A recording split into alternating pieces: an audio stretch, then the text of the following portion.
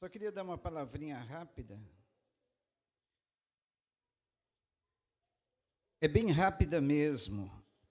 No Evangelho segundo escreveu o evangelista Mateus, capítulo de número 1.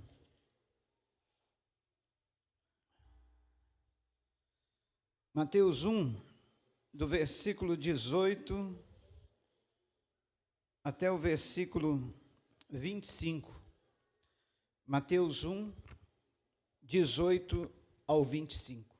Texto que já está projetado diz: Ora, o nascimento de Cristo foi assim.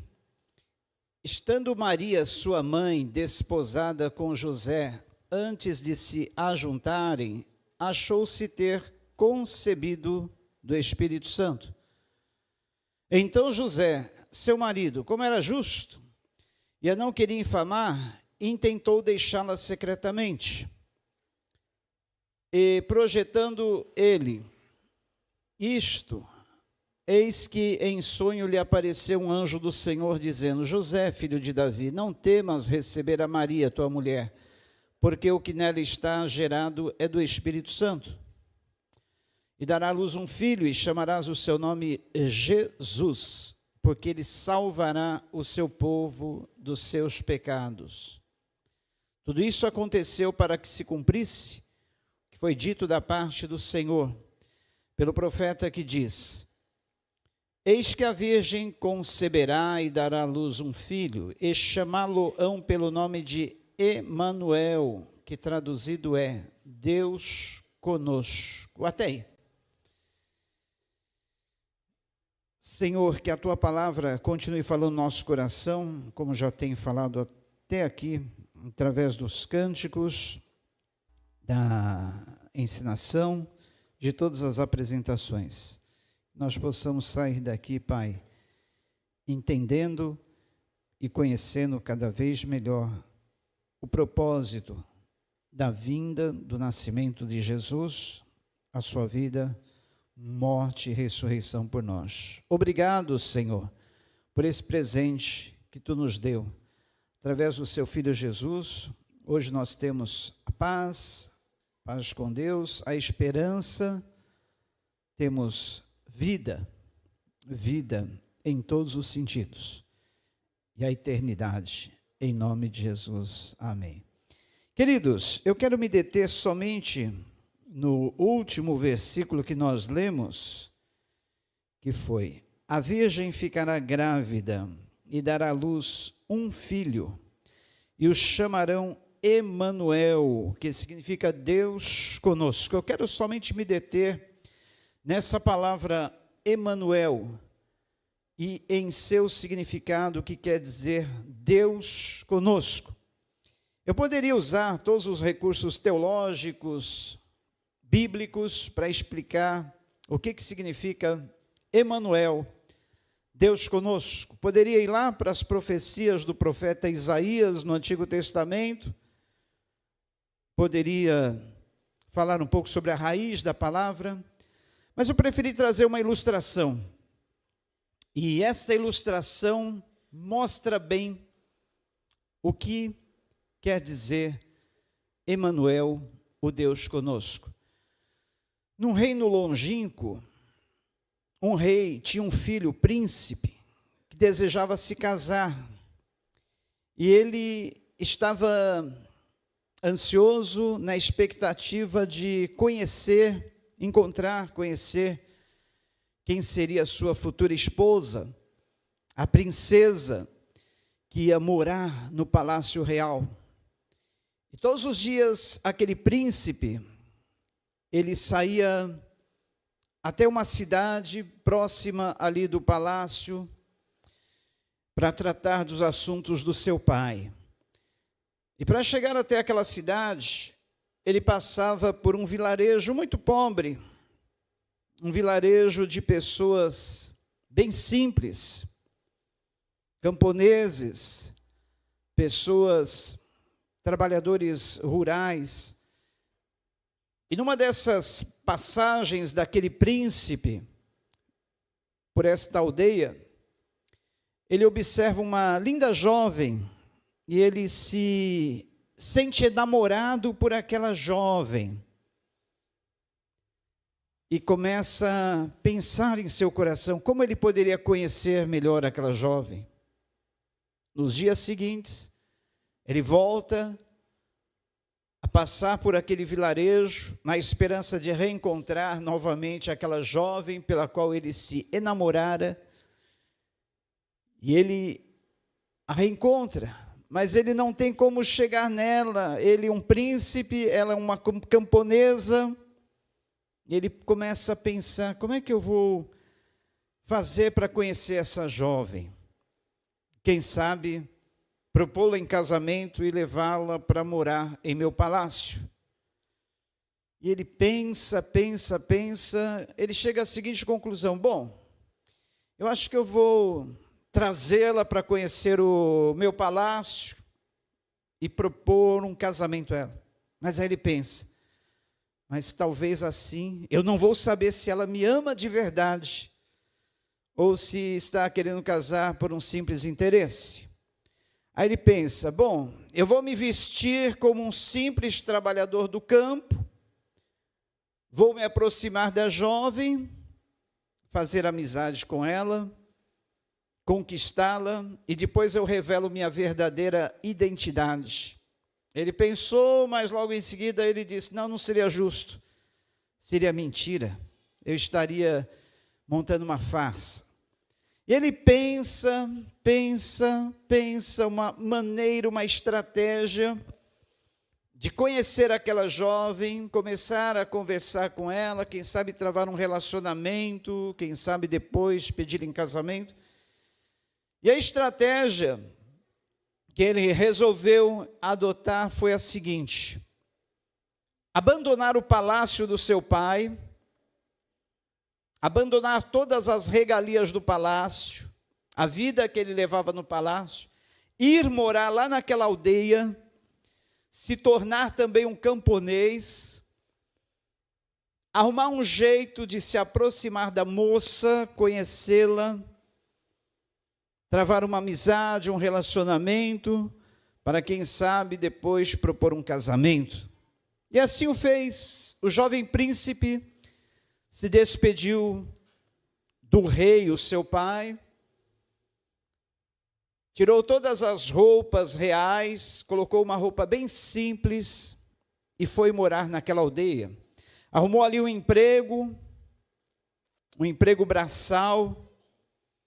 Ele trabalhava numa carpintaria e ele todos os dias observava a moça, ensaiava um modo de chegar próximo dela, uma maneira de se aproximar, até que aos poucos ele vai se aproximando, conhece a moça, trava uma amizade com ela, e daquela amizade, daquele relacionamento, ele propôs um casamento a ela, ela aceita, e ele então leva ela para conhecer o seu pai e conhecer o palácio. A moça então fica admirada, porque aquele camponês pelo qual ela se apaixonou era nada mais, nada menos do que um príncipe, filho de um rei. Queridos, eu contei essa ilustração só para mostrar aquilo que Jesus fez por nós. Ele deixou a sua glória, deixou a presença do Pai, a presença dos anjos, deixou toda a glória que ele tinha lá nos céus, para vir morar aqui nessa terra, porque ele queria ter para si uma noiva, que somos nós, a sua igreja. Entenderam?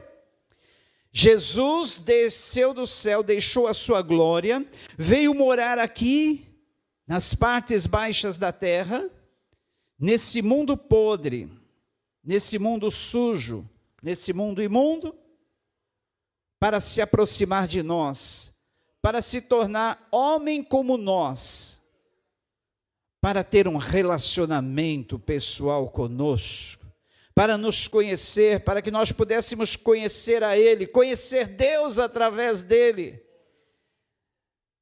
e assim levar-nos para morar no seu palácio real, nos seus aposentos reais. Isto que é Emanuel, Deus conosco, o Deus que se tornou homem, para que nós pudéssemos nos aproximar de Deus, conhecer a Deus. Eu sempre conto uma outra historinha também, que aconteceu comigo e meu filho Heber quando ele era criancinha. Nós brincando com as formigas ali no quintal de mamãe, quando ela era viva, e observando a trajetória das formigas pelo chão, de repente, ele, muito observador, observou uma formiguinha com a patinha machucada, e ela não conseguia acompanhar as demais formigas na sua trajetória.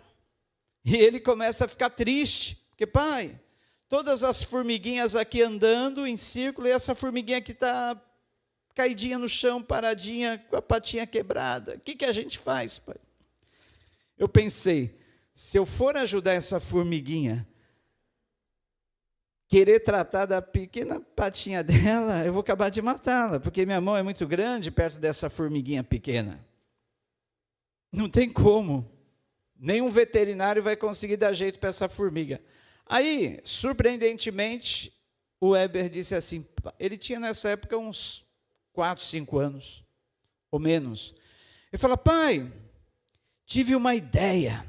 Eu falei, qual? Vamos colocar uma outra formiguinha do tamanho dessa, pertinho dela, e ela vai cuidar dessa formiguinha machucada. Quem sabe ela consiga até carregar ela para dentro do formigueiro, ali dar um tratamento para ela. Vamos fazer isso, pai? Eu falei, legal, filho, é isso aí. É a solução.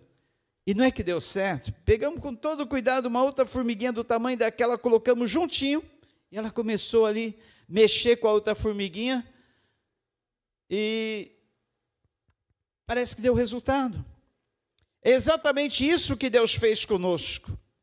Nós, pequenos e frágeis seres humanos, tão pequeninos diante da grandeza do nosso Deus, não tinha como Deus, em sua infinita grandeza, se aproximar de nós, homens, meros humanos, mortais, para Ele tratar da nossa ferida, da nossa machucadura, do nosso pecado. O que Deus fez?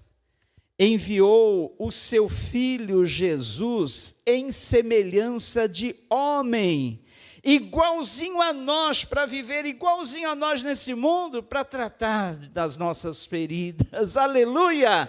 Ele enviou o seu Filho a esse mundo, e o seu Filho, a nossa semelhança, nos compreendeu, nos entendeu,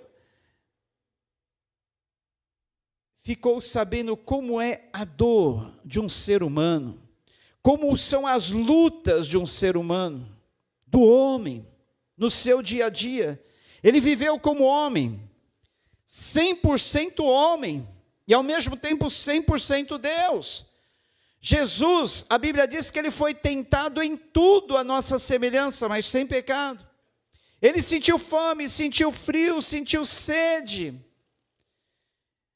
Ele teve as dores no seu interior, no seu exterior. Ele sofreu humilhação, sofreu vexame, sofreu traição, sofreu rejeição. Sofreu tudo o que um ser humano pode sofrer para conhecer as nossas dores. Em Isaías 53, diz que Ele carregou sobre si todas as nossas dores, todas as nossas enfermidades, todas as nossas machucaduras, que o castigo que nos traz a paz estava sobre Ele, e pelas suas pisaduras nós fomos sarados. Aleluia! Este é o Filho de Deus, este é o Emanuel, Deus conosco, e esse Emanuel, Deus conosco, está conosco sim, em todos os momentos. está conosco nos momentos alegres, felizes, naqueles momentos que a gente faz o selfie sorridentes. Se a câmera do celular pudesse mostrar o Emanuel, Deus conosco ali conosco, se alegrando também, ficando contente com as nossas conquistas, com as nossas vitórias. Vai, filho meu, vai, filha minha, investi em você, eu acredito em você, no seu potencial.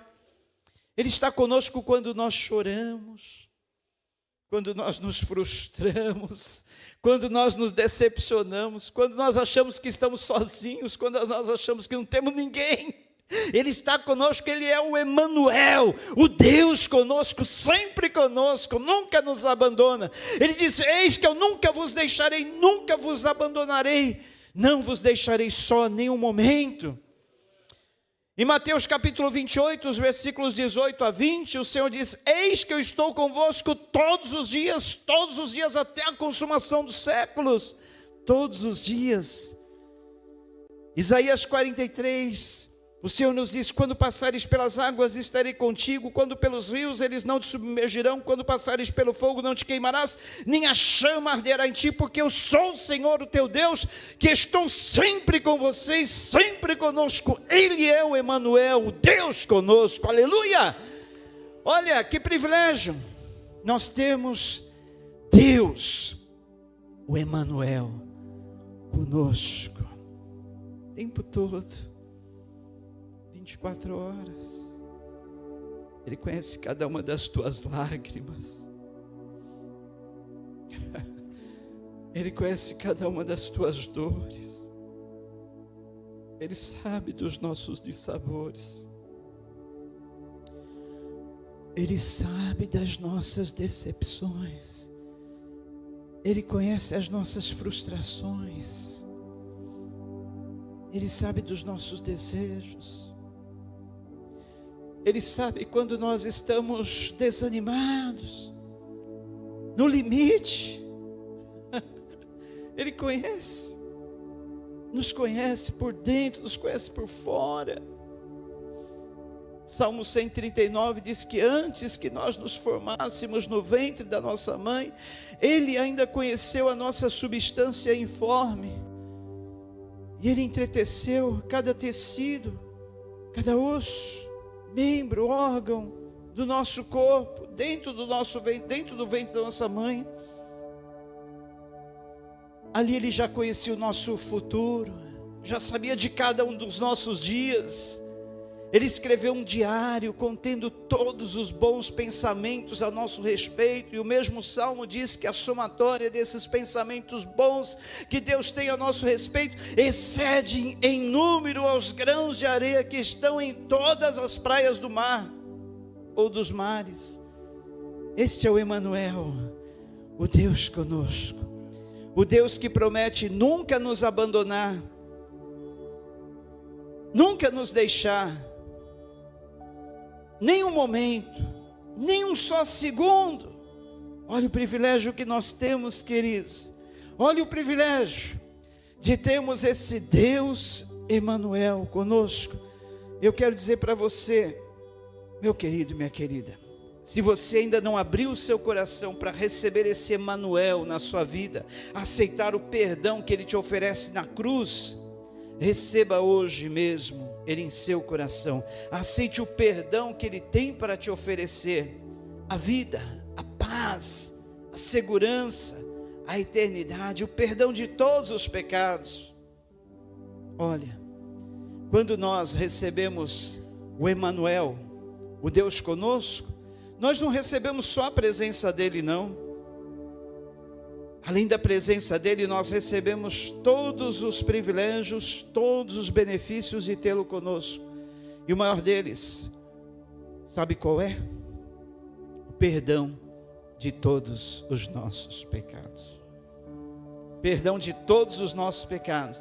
E Ele nos concede isso gratuitamente, porque Deus amou ao mundo de uma tal maneira, e esse tal significa algo que não dá para se exprimir em palavras. Deus amou o mundo de uma tal maneira, de uma maneira inexprimível, de uma maneira que não dá para se expressar, que Ele deu o seu Filho único gerado, para que todo aquele que nele crê, não pereça, mas tenha a vida eterna. Você já tem a vida eterna, nós já temos a vida eterna, nós já temos o perdão dos nossos pecados, e o melhor é que nós não precisamos fazer nada para merecer, é pela graça, de graça, pela graça sois salvos, isso não vem de vós, não vem de obras, para que ninguém se glorie diante da presença de Deus, Efésios 2, 8, 9, pela graça, de graça, tudo isso nós temos no amado, o amado da nossa alma. Jesus é tão bom, queridos, Jesus é tão bom, Jesus é tão bom, que nas estrelas nós podemos ver a sua mão, no vento nós podemos ouvir a sua voz. Deus domina sobre terra, sobre mar, sobre toda a extensão dos céus, do universo, enfim. E como alguém já disse, se toda a água de todos os oceanos do mundo fossem transformadas em tinta, todas as árvores em pincéis, toda a extensão do céu fosse uma grande tela de pintura, e todos os homens se transformassem em pintores, nem com todos esses recursos daria para se expressar numa pintura a grandeza, a beleza, a majestade, a formosura do amor de Deus pela nossa vida. Que amor é esse? Ainda tem pessoas que desprezam, rejeitam esse amor, não aceitam esse amor. Mas hoje, se ouvires a voz do Senhor teu Deus, não endureça o seu coração. Entregue hoje mesmo o teu caminho ao Senhor, confia nele, e o mais Ele fará. Salmo 37, 5. Confia no Senhor, entrega a Ele o teu caminho, confia nele, o mais Ele tudo fará. Ele já fez tudo por nós, dando a sua vida na cruz por nós, mas Ele ainda faz tudo por nós. É incrível, né? É incrível. O que nos resta então fazer? Só confiar e descansar. A palavra de Deus ainda diz no livro do profeta Isaías: eis que no sossego e na confiança estaria a vossa força. A nossa força está em sossegarmos, descansarmos e confiarmos no Senhor, que é o nosso Deus Emanuel, o Deus sempre conosco. Eu quero orar, eu sinto de orar por você que ainda não aceitou o amor do Senhor no teu coração, perdão dos seus pecados que Cristo oferece na cruz. Ore comigo e todos nós vamos estar orando por esse alguém que Deus quer oferecer o seu amor, para esse alguém que Deus quer que saiba do seu amor por ele. E depois você vai mandar essa mensagem, para alguém que precisa conhecer este amor, que precisa saber que há um Salvador, o Deus Emanuel conosco, que nos ama, já fez tudo por nós e ainda faz, e quer e tem sempre o melhor para nós. Vamos orar?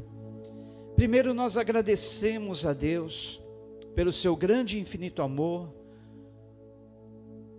pelo maior presente que Ele nos deu. Nesse Natal não fique preocupado em que você vai ganhar, se não vai ganhar. Você já ganhou, todos nós já ganhamos o maior presente. Esses presentinhos que às vezes nós costumamos trocar, é só um símbolo do maior presente que todos nós já recebemos, que é a salvação em Cristo Jesus, perdão dos nossos pecados, a paz com Deus. Olha, só essa paz que nós sentimos, mesmo em meio às guerras, mesmo em meio às lutas, mesmo em meio às dificuldades, já compensa tudo, hein? Mas ainda temos a vida eterna, uma eternidade de alegria, gozo e paz.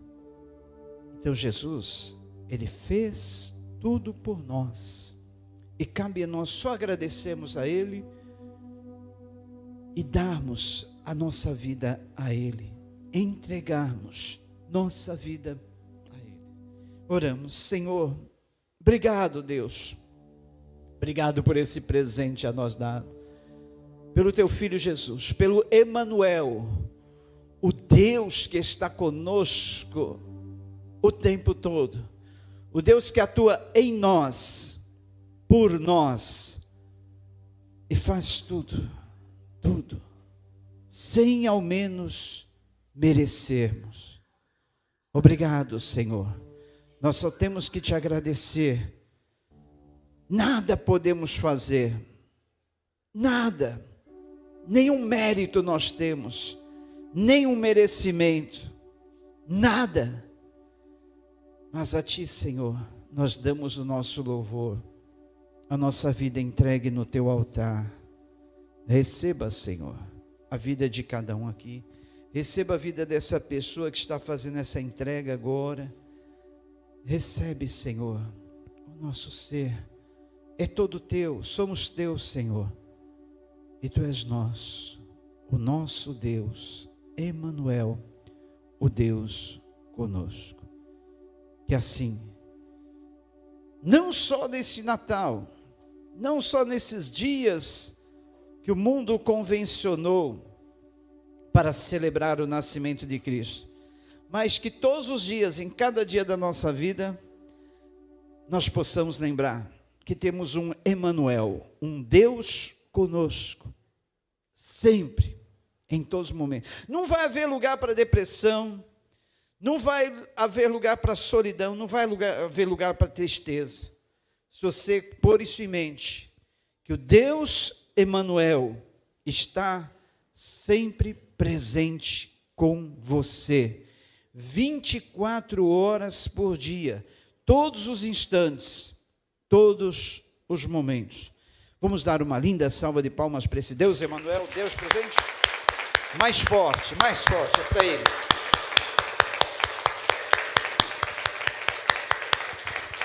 Aleluia, aleluia, glória a Deus. Amém?